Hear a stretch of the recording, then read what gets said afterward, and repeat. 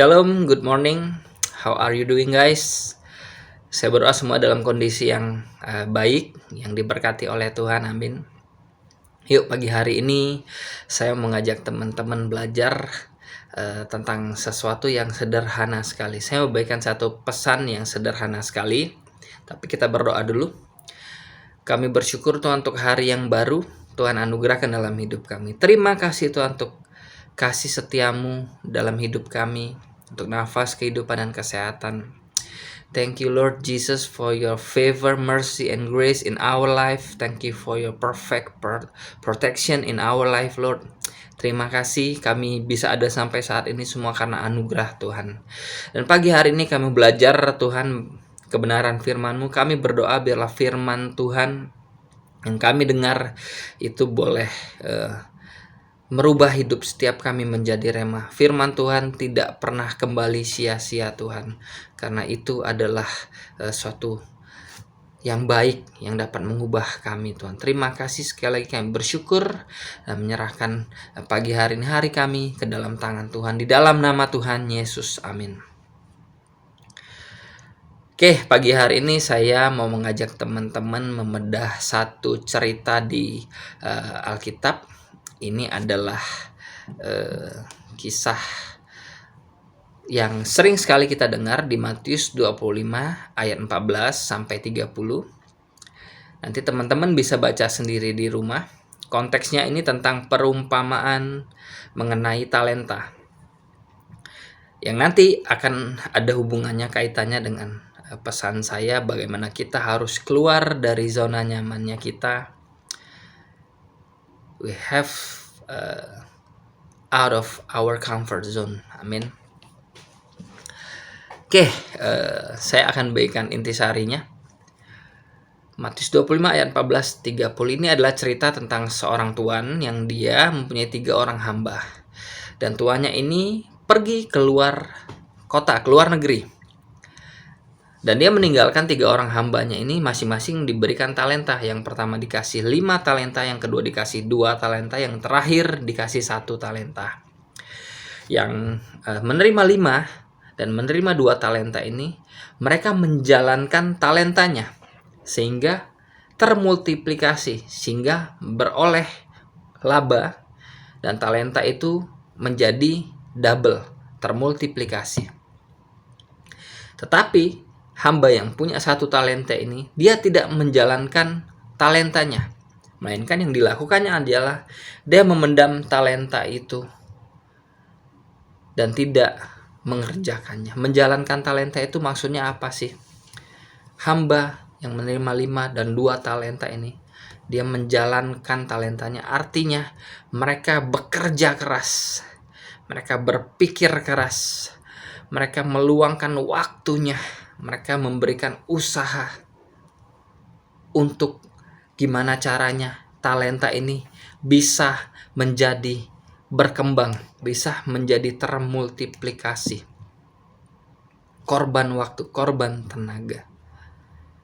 Sedangkan hamba 1 talenta ini, dia tidak mau lakukan itu. Dia tidak mau korban waktu, dia tidak mau korban tenaga. Karena apa? Karena ketika tuannya pergi keluar kota, hamba ini mendapatkan satu zona nyaman. Kita sama-sama tahu kalau hamba ketika masih ada tuannya, ada masternya, itu mereka akan sangat sibuk. Mereka tidak akan bebas melakukan apa yang mereka kehendaki. Mereka akan banyak disuruh diberikan order oleh masternya, oleh tuannya. Dan tidak merasa nyaman. Tetapi ketika tuannya pergi, bosnya tidak ada, terciptalah yang namanya zona nyaman. Sehingga ini hamba ini merasa, wah saya nyaman, mumpung tuan saya di luar kota.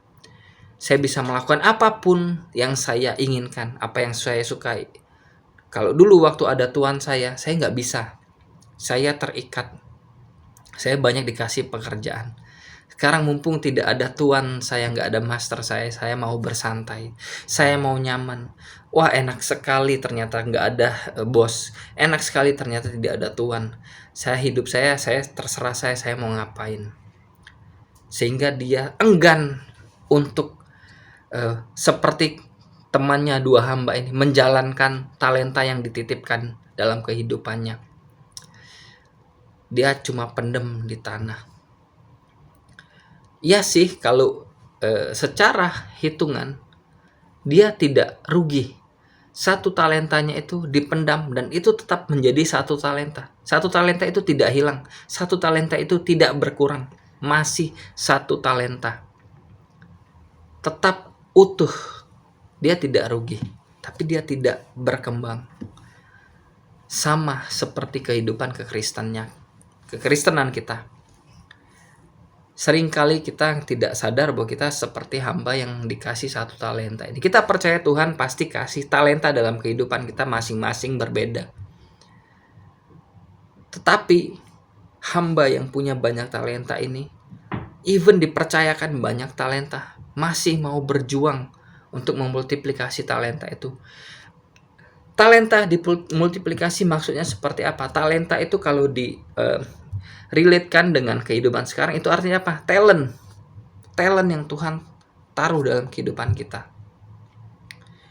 Dan ketika talent itu dimultiplikasikan, itu artinya kita dari seorang yang bertalent, kita dari seorang yang berpotensi menjadi seorang yang multi talent, menjadi seorang yang sangat bisa dipercaya Tuhan dengan banyak potensi lainnya. Sedangkan hamba yang satu talenta ini, sering kali kita nggak sadar kita seperti itu. Kita merasa kita dikasih kepercayaan sama Tuhan, kehidupan kita bersama Tuhan. Kita merasa kita tidak membuang Tuhan. Masih ada talentanya, satu ini masih ada kok. Cuma yang nggak berkembang saja. Kehidupan kekristenan kita 15 tahun yang lalu, 10 tahun yang lalu, 5 tahun yang lalu, sampai sekarang ya tetap seperti itu aja. Baca Alkitab satu hari, kalau dulu 15 tahun yang lalu, satu pasal. 10 tahun yang lalu, ya satu pasal. 5 tahun yang lalu, ya satu pasal. Ya sampai hari ini, ya cuma satu pasal juga tetap. Bagaimana kita melayani Tuhan 15 tahun yang lalu, sampai sekarang ya segitu-gitu aja. Kita tidak mau bercapek-capek untuk belajar hal baru, korban waktu, korban pikiran, korban tenaga untuk mengupgrade kapasitas kita agar kita bisa dipakai lagi lebih luar biasa oleh Tuhan. Karena tanpa sadar kita merasa itu sudah nyaman, kayak gini sajalah, berjemaat sajalah. 15 tahun sebagai seorang Kristen menjadi jemaat, ya sudah berjemaat sajalah. Melayani itu bagian orang-orang yang lain, bukan bagian saya. Jangan teman-teman, saya tidak berusaha untuk menyinggung siapapun, tapi seringkali kita seperti itu. Dan kalau kita seperti itu, ketika Tuhan kita datang, untuk kedua kalinya Tuhan kembali lagi, jangan sampai kita menjadi seperti hamba satu talenta itu, yang ditegur oleh Tuhannya, yang berkata, engkau adalah hamba yang jahat dan malas. Tidak seperti dua hamba lainnya yang korban waktu, korban tenaga, memperjuangkan talenta yang dititipkan untuk termultiplikasi, dan akhirnya mendapat pujian dari Tuhannya yang berkata, engkau adalah hamba yang baik dan setia. Dan akhir hidup dari si hamba satu talenta ini adalah talentanya diambil dan diberikan kepada orang lain yang layak untuk menjalankan talenta itu. Dan si hamba satu talenta ini dicampakkan ke dalam kegelapan. Yuk teman-teman, biarlah pagi hari ini Allah Roh Kudus yang bekerja, Allah Roh Kudus yang menaruh perkataan di hati setiap kita saat ini, mengingatkan kita agar kita rekomitmen kembali. Untuk kita nggak mau stuck seperti ini saja. Cara kita berdoa sama Tuhan, hubungan kita sama Tuhan harus termultiplikasi, harus berkembang. 10 tahun yang lalu, 5 tahun yang lalu, tahun ini, dan tahun depan, kehidupan pelayanan saya sama Tuhan harus berkembang. Hubungan pribadi saya, kedalaman saya mencari Tuhan harus semakin dalam.